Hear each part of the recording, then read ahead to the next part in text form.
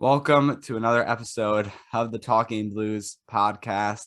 I'm Josh, and I'm joined by both of my co-hosts, Alex and Peter, here to discuss this early morning or early afternoon matchup between Chelsea and West Ham United, a 3-2 victory for East London, and we are not happy. So we will get into it. 2-1 scoreline at halftime, heading towards Chelsea's way.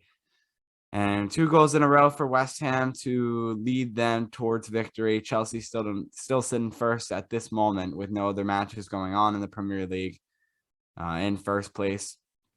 Well, West Ham still do sit in fourth, but it's not so much about that. It's more about the London rivalry. And when West Ham is able to beat Chelsea, it's a bigger deal than Chelsea being able to beat West Ham. So we'll get into it. But anyway, I mean, as you could tell from my lack of happiness, I'll say the least. To say the least, I'll transition to my co-hosts and see how they are feeling. So, Alex, Peter, how are you guys doing? Oh, I want to say I'm doing good, but obviously, like Josh, I'm not that excited. It was obviously a bad loss, and we had to wake up for 7:30 to see this bad loss, which just makes it even worse because now I'm extremely tired, and I had to sit through that and watch us just completely just shoot ourselves in the foot. Not good, but at least I don't even know if there's any positives. Just bad. I'd say Peter and I's facial expressions and clear tiredness on our faces describe everything that you need to know. And Josh looks up and at it. I don't know how he does, but his tone isn't, but his look is, whereas Peter and I look like we just rolled out of bed. And I mean, I'd say for this match, it was a tough loss.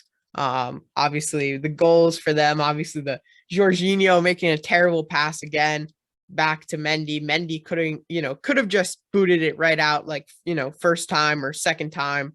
Instead tried to, like, I don't know what the hell he was doing, something. And then obviously that great goal from Jared Bowen, which, we couldn't really do much about. And then obviously the last goal by Masawoku. I mean, I don't know what to say, to be honest. It was just a lucky shot, and Mendy just, ended up being not there, if that makes any sense. I think it is, how football works is mysterious and wonderful thing at some points, depending on what side you're on. And to see how Bowen basically led to the first goal with his penetration of Edouard Mendy, leading to his team and his teammate Lanzini, right?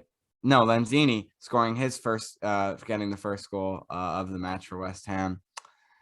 And then for him to get the second one, it's just how football works. So I don't know, that just stood out to me as something that happened earlier in this match, in the 40th minute with the penalty, and then the 56th minute with the goal by Bowen. A great job by him, though, just not fouling Mendy on that play, kind of just sticking with it, because he could have easily just went in there. Mendy could have gotten the free kick. But I also, because we're going to go through player ratings again later, we did it last match. Alex and I did so, and we kind of enjoyed it, having him guessing, and I kind of go through it.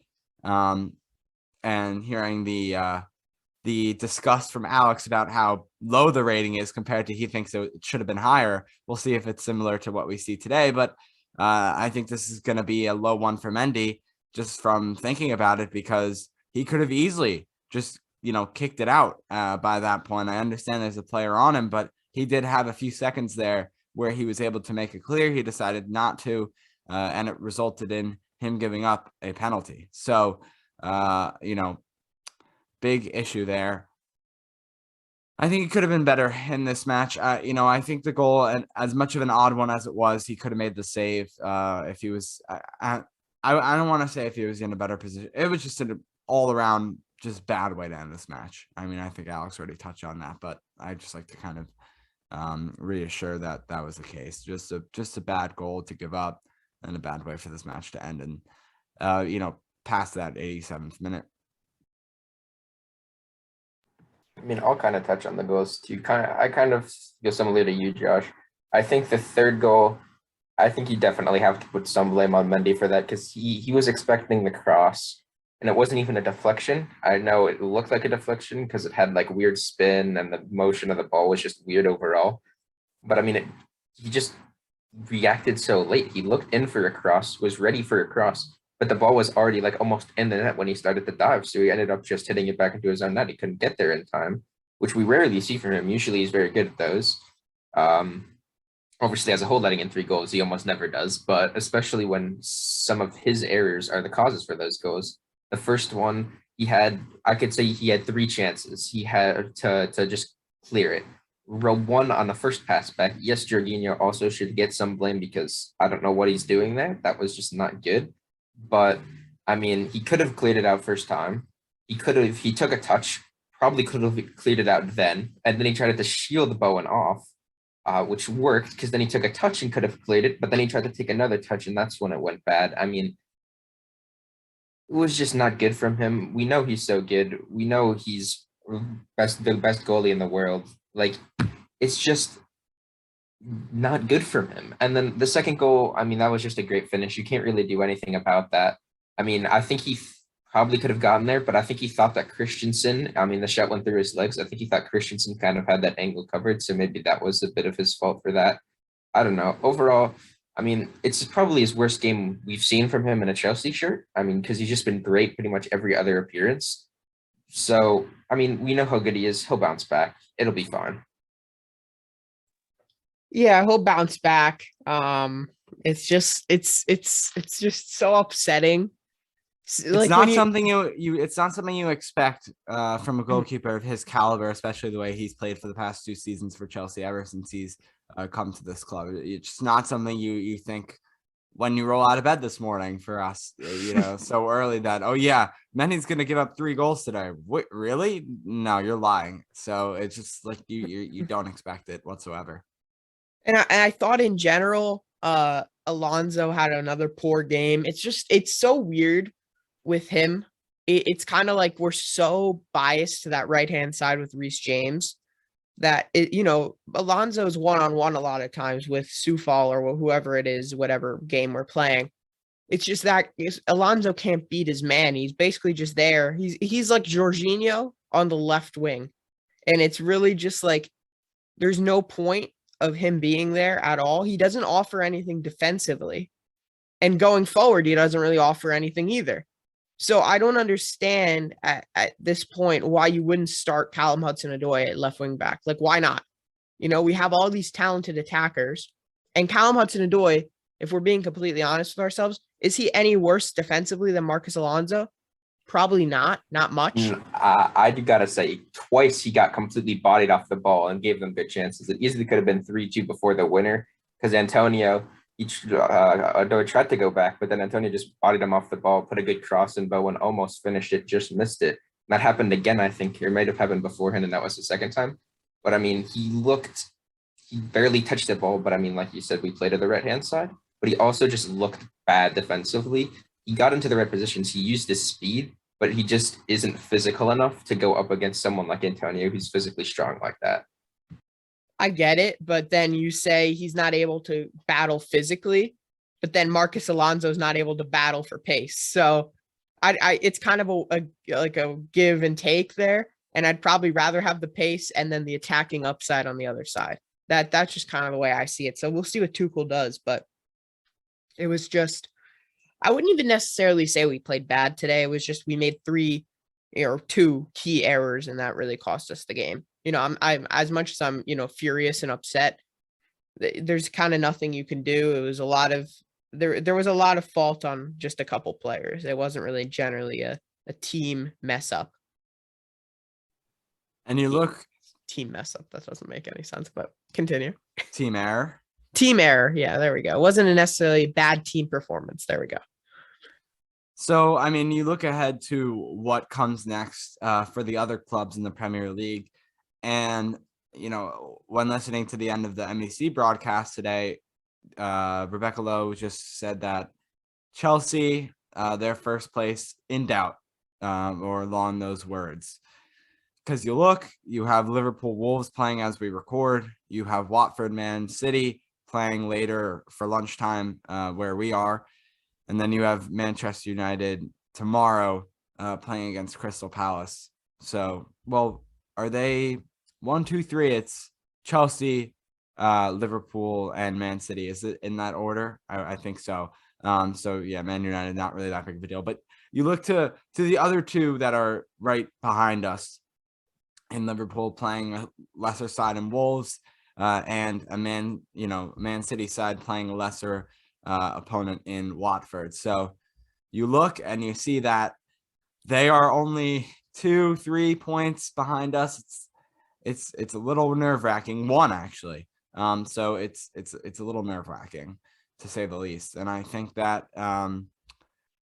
Chelsea could be in third by the end of this weekend, and that's a scary sight to think about. It's a scary sight to see when you look at the table, and you hope that it ends out being okay. You hope there's some upsets, but I don't think so. We'll have to see though.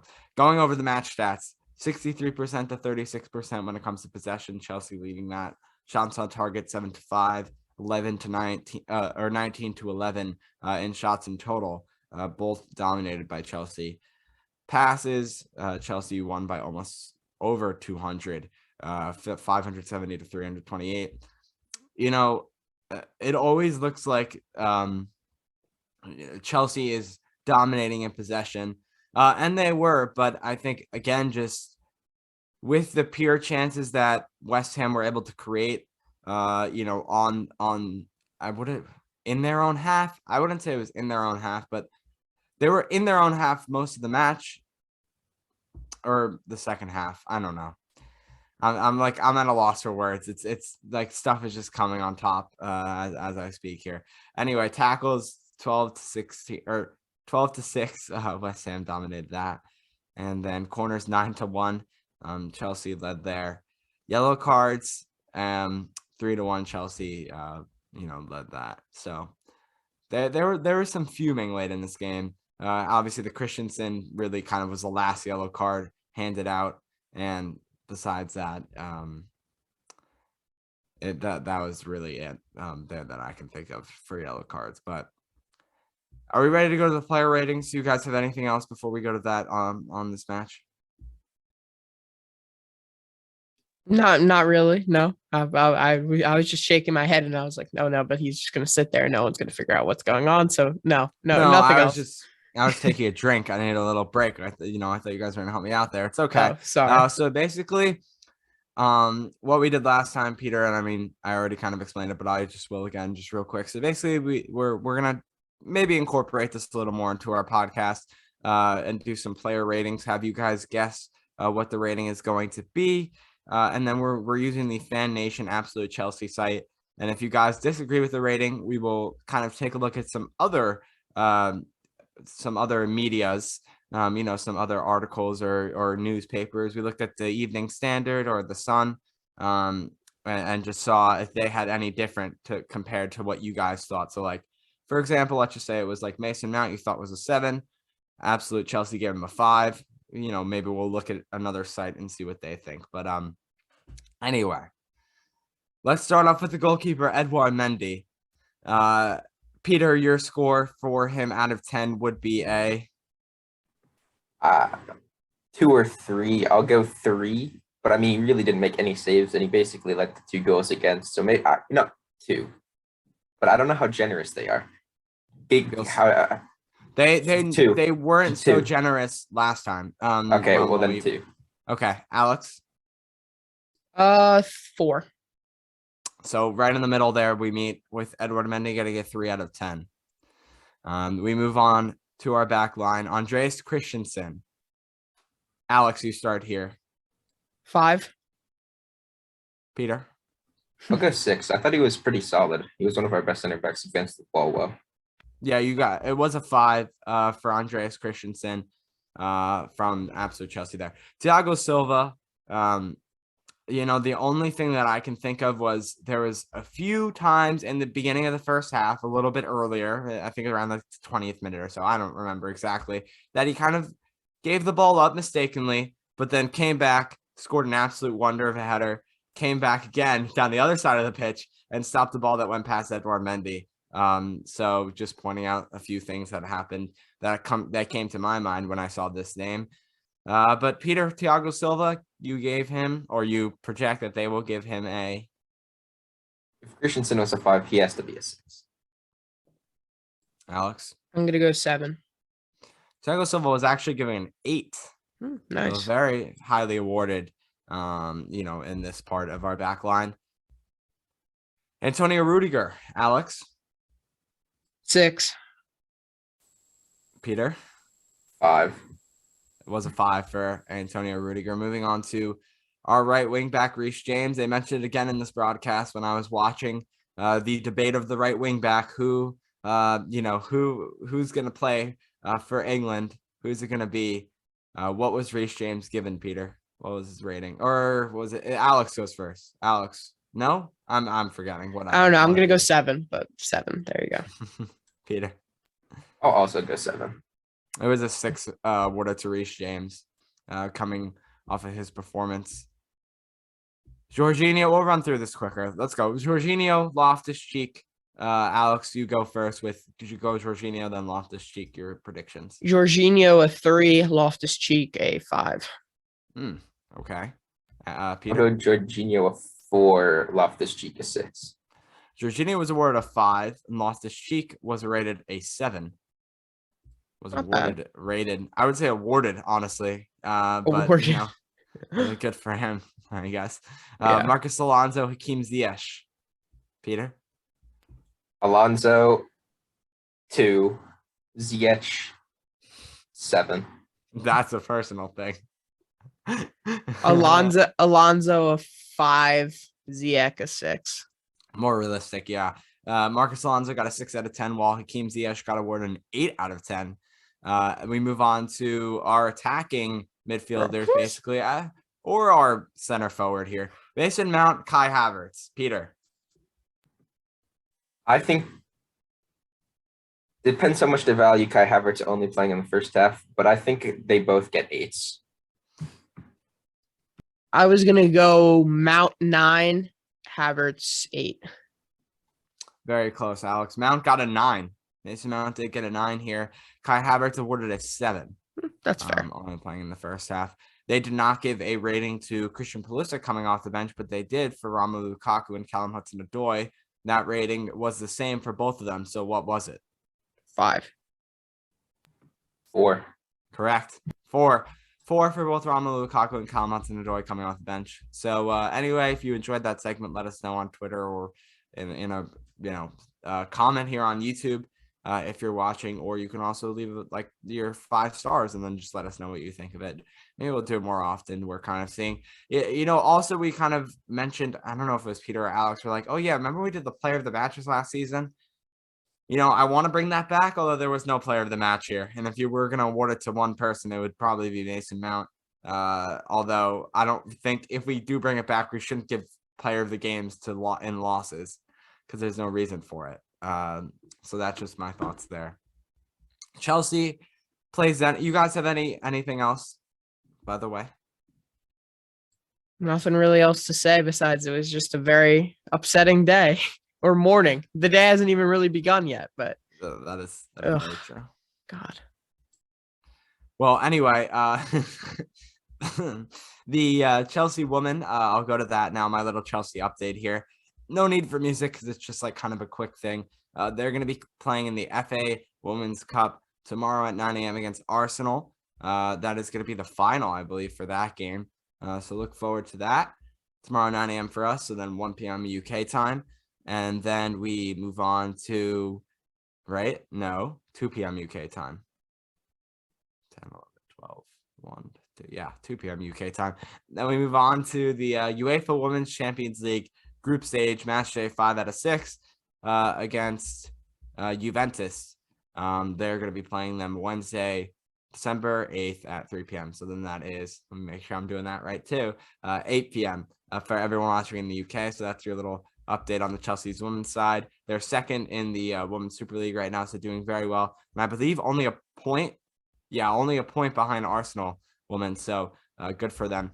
For Chelsea men's, we will have your next episode probably as a recap against Zenit, because at that point we will know if Chelsea placed right after that match, because they all play at the same time, I want to say. We will know, right, because they don't want to spoil it for any team. We'll know after that match who is top of the table. We already know that Chelsea obviously is going to move on, but top of the table is a little more sweet. So we'll know then. So look forward to a recap on Thursday. Anyway, for now, please subscribe, drop a like, subscribe on Apple Podcasts, Spotify, wherever you listen, YouTube. If you're watching on there, we really appreciate it. Thumbs up.